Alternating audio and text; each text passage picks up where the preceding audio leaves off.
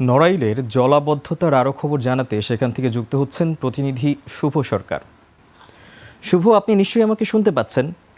টানা বৃষ্টিতে জলাবদ্ধতা নিরসনে পৌর কর্তৃপক্ষের উদ্যোগ কেমন দেখছেন, সেই সাথে জনভোগান্তির খবরও বিস্তারিত জানাবেন।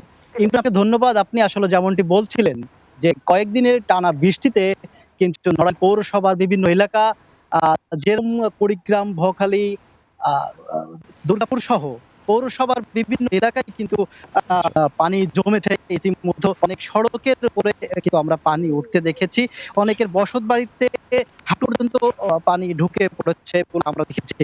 তো আমরা পৌর কর্তৃপক্ষের কাছে জানতে চেয়েছি। পৌর কর্তৃপক্ষ আমাদেরকে জানিয়েছেন খুব দ্রুত আকারে এই পানি নিষ্কাশনের জন্য কাজ করছেন এবং যিনি দায়িত্বে আছেন, যিনি প্রশাসক, তিনি জানালেন তিনি অল্প দিনেই পৌর কর্তৃপক্ষ হিসেবে দায়িত্ব পালন করছে। তবে খুব দ্রুত সম্ভব যেখানে এই সমস্যা সমাধানের জন্য যতটুকু প্রয়োজন দ্রুত সম্ভব তিনি এই সমস্যা সমাধানের জন্য ড্রেন ব্যবস্থা এবং দ্রুত এই পানি নিষ্কাশনের জন্য কাজ করবে বলে আমাকে জানিয়েছেন এবং অলরেডি অনেক স্থানে আছেন তিনি এই কাজ শুরু করেছেন।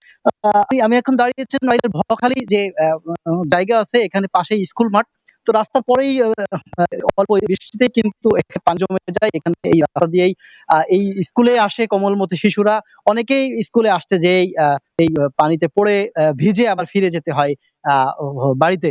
তো এই এলাকার যে বাসিন্দারা রয়েছে তারা খুবই দুর্ভোগে আছে বলে আমাদেরকে জানিয়েছেন। তো এইলো নড়াইল থেকে যে পানি জলাবদ্ধতা, এই জলাবদ্ধতার সর্বশেষ সংবাদ। তো ছিলেন সহকর্মী শুভ সরকার। শুভ, ধন্যবাদ আপনাকে।